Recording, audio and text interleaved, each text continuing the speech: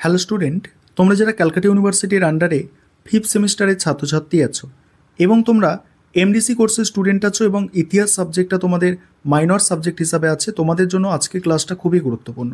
আজকের ক্লাসে তোমাদের এই দুটি পেপারের 100% কমনযোগ্য সাজেশন নিয়ে আলোচনা করব। তোমরা জানো ক্যালকাটা ইউনিভার্সিটি নতুন সিলেবাস আপডেট করেছে এবং সেখানে তোমরা যারা এমডিসি কোর্সের স্টুডেন্ট আছো তোমাদের মাইনর সাবজেক্ট হিসাবে এই দুটো পেপার তোমাদের কিন্তু পড়তে হবে। একটি হচ্ছে হিস্ট্রি অফ ইন্ডিয়া 750 থেকে 1206 এবং আরেকটি হচ্ছে হিস্ট্রি অফ ইউরোপ 1453 থেকে 1650। এই দুটি পেপারের 100% কমনযোগ্য সাজেশন নিয়ে আজকে ক্লাসে আলোচনা করব এবং তোমরা যারা ইংলিশ ভার্সনের স্টুডেন্ট আছো তোমরাও আজকে ক্লাসটা দেখতে পারো, কারণ সাজেশনটা তোমরা ইংলিশেও পেয়ে যাবে।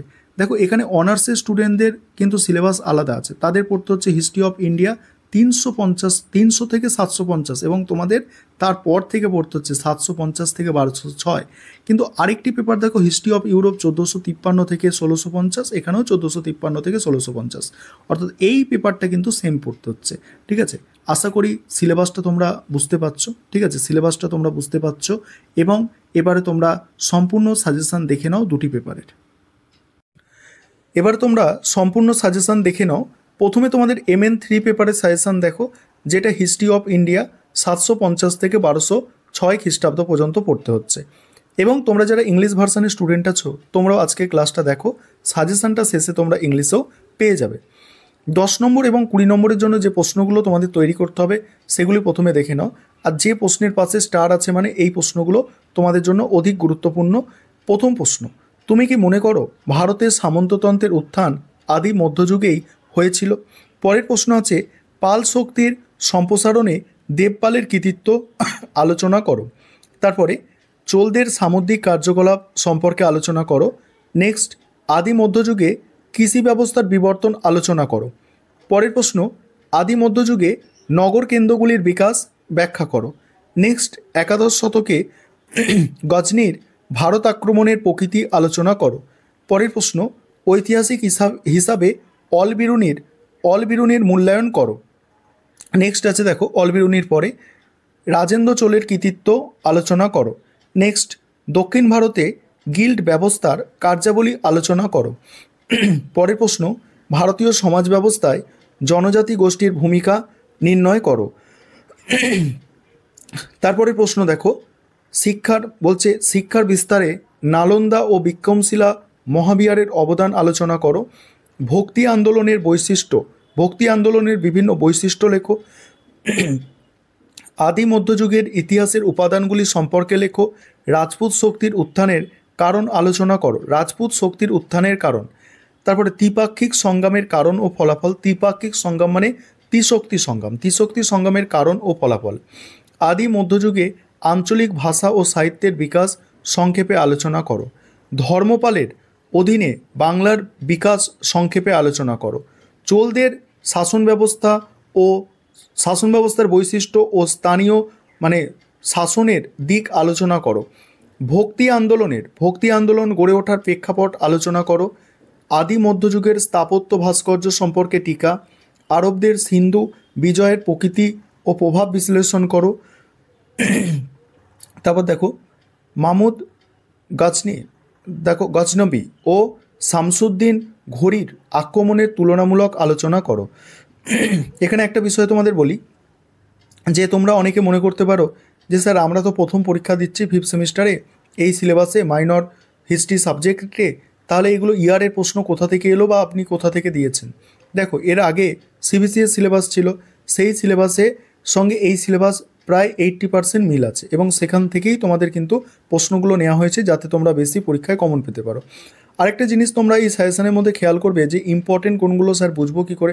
এখানে তো আপনি 22টা প্রশ্ন দিয়ে দিলেন, প্রথমেই কি আমরা 22টা প্রশ্ন তৈরি করবো? না, একদম না। প্রথমেই যে 22টা প্রশ্ন আমি তোমাদের সাজেস্ট করবো নয়, যে প্রশ্নগুলো দেখবে 3টে সালে কমন এসেছে, দেখো 22, 20, 22, 23, এইগুলো হচ্ছে সব থেকে গুরুত্বপূর্ণ, এইভাবে খুঁজে বার করবে। যেমন এখানে একটা প্রশ্ন দেখতে পাচ্ছ, ত্রিশক্তি সংগ্রাম, এই প্রশ্নটা সব থেকে গুরুত্বপূর্ণ। তারপর 2টো সালে যেগুলো এসেছে সেগুলো পড়বে, তারপর সময় থাকলে একটা সালে, এইভাবে তোমাদের কিন্তু রেডি করতে হবে।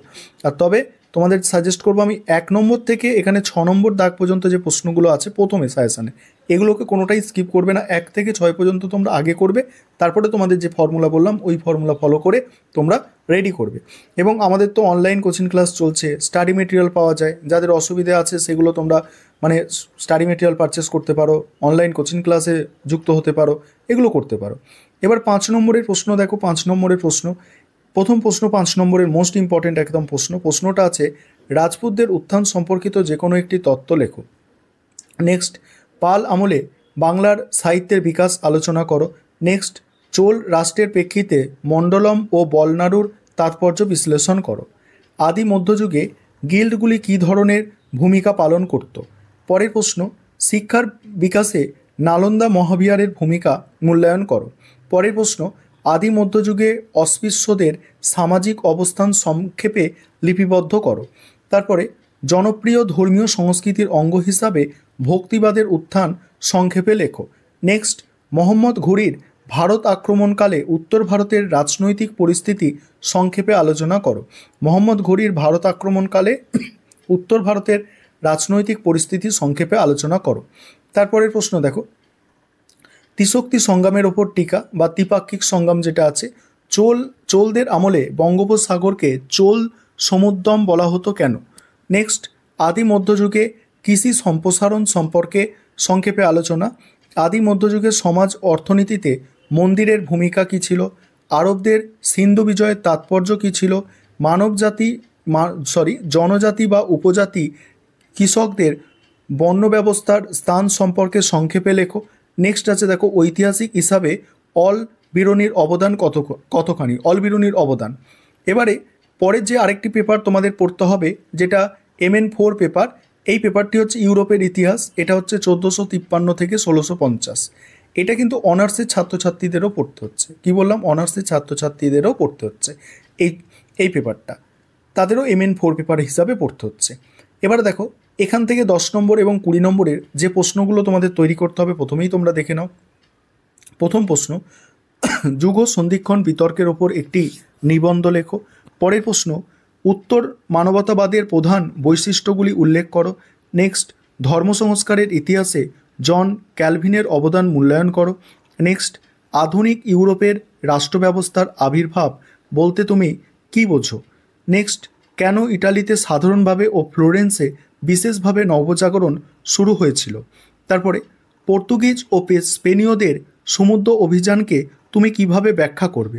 নেক্সট, জার্মানির ধর্ম সংস্কার আন্দোলনের সাফল্যে মার্টিন লুথারের ভূমিকা। পরের প্রশ্ন আছে ইংল্যান্ডে এনক্লোজার আন্দোলনের ওপর একটি প্রবন্ধ লেখো। তারপরে সামন্ততন্ত্র থেকে ধনতন্ত্রের রূপান্তরের বিতর্ক পর্যালোচনা করো। তারপরে আছে দেখো, ইংল্যান্ডে এনক্লোজার ব্যবস্থা বলতে কী বোঝো। এনক্লোজার কিভাবে একটি নতুন ধরনের কৃষি ব্যবস্থা সৃষ্টি করে। তারপরে ওয়েস্টফেলিয়া শান্তি চুক্তি কিভাবে ইউরোপে একটি নতুন রাষ্ট্র ব্যবস্থার জন্ম দিয়েছিল। এবার 5 নম্বরের প্রশ্ন দেখো এই পেপারটা থেকে। প্রথম প্রশ্ন, ইউরোপের ইতিহাসে 1453 গুরুত্ব কী। নেক্সট, ভৌগোলিক অভিযানের পশ্চাতে উদ্দীপনাগুলি চিহ্নিত করো। তারপরে আছে দেখো, উত্তরের মানবতাবাদের প্রধান চরিত্র হিসাবে ইরাসমাসের ওপর একটি টিকা। অ্যানাব্যাপটিস্ট কারা ছিল। মূল্য বিপ্লবের ওপর টিকা। ওয়েস্টফেলিয়া শান্তি চুক্তির গুরুত্ব। নতুন বিশ্ব আবিষ্কারের পেছনে প্রধান অনুপ্রেরণাগুলি কী ছিল। ম্যাকিয়াভেলি কি একজন মানবতাবাদী চিন্তাবিদ ছিলেন। জন ক্যালভিনের অবদান সম্পর্কে টিকা। হিউগেনেটদের সম্পর্কে সংক্ষিপ্ত আলোচনা। এই ছিল তোমাদের সাজেশান। এবার তোমরা যারা ইংলিশ ভার্সানের স্টুডেন্ট আছো তোমরা দেখে নাও, আমি স্ক্রল করে যাচ্ছি দুটো পেপারেরই সাজেশান। আর আমাদের ইংলিশ ভার্সানেও স্টাডি মেটেরিয়াল কিন্তু পারচেস করা যায়। তোমরা যারা English version study material purchase করতে চাইছো তোমরাও আমাদের স্ক্রিনে দেওয়া নম্বরে যোগাযোগ করে ইংলিশ ভার্সানের স্টাডি মেটেরিয়াল পারচেস করে নিতে পারো এই দুটি পেপারের। দেখো, এটা তোমাদের যেটা পরের পেপার আছে অর্থাৎ দ্বিতীয় পেপার, এই পেপারের সাজেশান দেখো। ইংলিশ তোমাদের যাদের আছে ইংলিশ ভার্সান দেখে নাও।